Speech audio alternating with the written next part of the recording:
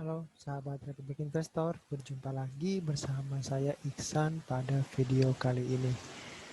Pada video kali ini kita akan coba membahas sentimen apa saja yang kira-kira akan mempengaruhi pergerakan pasar di minggu ini, di pertengahan Maret ya. Pada intinya sih secara umum, market baik di pasar saham, rupiah maupun di obligasi cenderung melemah. Katalis-katalisnya itu dari luar ya, dari Amerika. Intinya investor di sana takut di Amerika mulai terjadi inflasi. Sebelum kita lebih lanjut membahas itu, kita coba baca berita dari CNBC ya terkait sentimen minggu depan, yaitu yield obligasi US, di mana salah satu penyebabnya adalah adanya rencana untuk memberikan stimulus fiskal. Nah, pasar keuangan domestik di minggu ini bergerak dengan volatilitas yang tinggi, di mana pasar ekuitas sih berhasil selamat, namun SBN dan rupiah tidak. ISG selamat di mana seminggu kemarin menguat 0,27%. Di saat yang sama, imbal hasil obligasi 10 tahun justru naik. Nah, yield yang naik mengindikasikan bahwa harganya lagi turun atau lagi koreksi.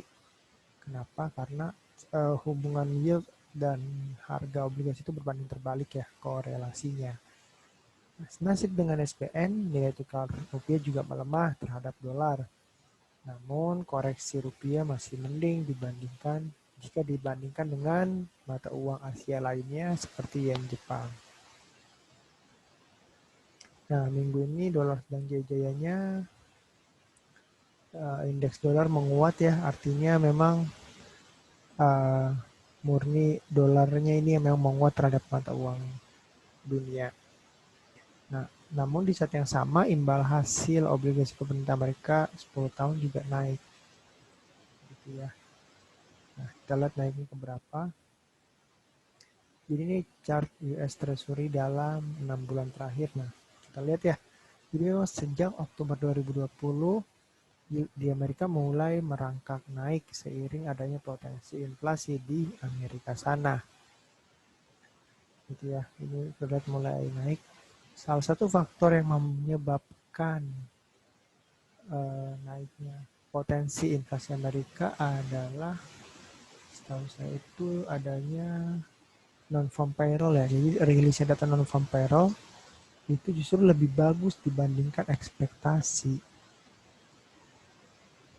Sebentar ya, saya coba cari di indikator.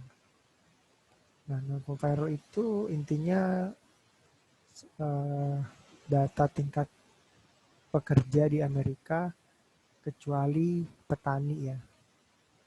Itu. Nah, intinya semakin bagus angkanya menandakan tingkat pengangguran di sana semakin menurun. Kita coba ke labor, nah ini non-farm ya. Nah, rilis per kemarin ya. Nah ini guys, jadi previsi 166.000 orang non-farm datanya. Konsensus memprediksi di bulan Februari paling jadi 182.000, membaik dari 166 ke 182. Kenyataannya, actualnya datanya melonjak signifikan ya, 379K. Nah, ini menjadi sinyal bahwa pertumbuhan ekonomi di Amerika kayak udah mulai recovery nih, ditandai dengan meningkatnya non-farm payroll di atas konsensus, which is good bagi perekonomian Amerika Serikat. Nah, akibat dari ini pelaku pasar berpikir bahwa dengan adanya non-farm payroll yang bagus disertai dengan nanti stimulus fiskal akan kita bahas, membuat inflasi kemungkinan mulai naik di Amerika. Hal ini menyebabkan yield Amerika kembali naik atau harga obligasinya turun, dijual-jual. Kenapa dijual-jual? Nah, sebentar, saya kata. Nah, investor mulai mencermati adanya potensi inflasi Amerika ya. Oleh karena itu, nah ini kenapa sih ketika investor melihat inflasi Amerika mulai tinggi, harga obligasi cenderung turun? Itu disebabkan karena mereka meminta kompensasi seiring kenaikan inflasi, mereka minta kompensasi imbal hasil obligasi. Nah, selain adanya inflasi, ada pula kekhawatiran di pasar bahwa dengan inflasi yang tinggi, The Fed mulai akan melakukan pengetatan moneter, dimulai dari tapering. Nah, apa sih pengetatan moneter? Jadi simpelnya uh, ya moneter yang tadinya mungkin salah satu pengetatan moneter adalah mungkin dengan menaikkan suku bunga. Tapi ini masih perkiraan ya. Kalau konsensus memperkirakan sampai 2022-2023 The Fed masih di level suku bunga yang sekarang 0,25%. Dan baik lagi ya, ini isu-isu yang mulai kembali muncul. Oh, Amerika sepertinya mulai tapering. Minggu depan, sentimen yang akan turut menggerakkan pasar keuangan global juga masih terkait yield atau surat utang pemerintah Amerika. Nah, ketika yield terus naik, kemungkinan besar pasar keuangan masih akan bergerak dengan volatilitas tinggi.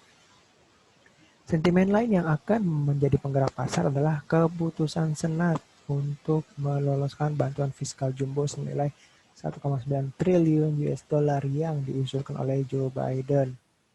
Nah, kenapa ketika bantuan fiskal ini dilolosin, kok investor masih takut akan ada inflasi? Apa korelasinya?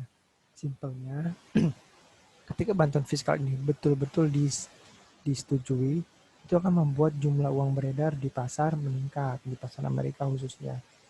Hal ini tentu dong dengan teori makro yang mungkin secara umum sudah diketahui bersama, bahwa semakin banyak jumlah uang beredar, maka inflasi akan berpotensi meningkat. Oke, terlepas ini udah birokrasi ya, pemungutan suaranya 54,9, Demokrat masih mempertanyakan. Nah, ya ini juga paket-paket yang intinya ada faktor, vaksin, dan lain-lain. Oke, mungkin itu aja. Nah, tadi ya dari sisi, tadi non viral udah, terus kita ada bahas US Treasury. Nah, Indonesia juga ikut ya, dia juga ikut naik gitu yieldnya seiring dengan kenaikan yield di Amerika. Sekarang yieldnya udah di 6,7%, udah hampir 7. Padahal sempat di bawah 6% di akhir tahun 2020. Oke, jadi sentimen untuk minggu depan memang market masih berpotensi melemah. Salah satunya memang faktor dari luar sih, yield obligasi dan stimulus fiskal. Nah, kalau dari dalam negeri kan kita masih optimis bahwa ada stimulus PPN rumah atau PPNBM mobil mampu diharapkan menggairahkan kembali nih pasar sehingga bisa membangkitkan ekonomi Indonesia lebih cepat dari perkiraan. Semoga. Oke, mungkin itu saja yang bisa disampaikan pada video kali ini. Jangan lupa like, comment, dan subscribe. Dan sampai jumpa di video-video kami berikutnya.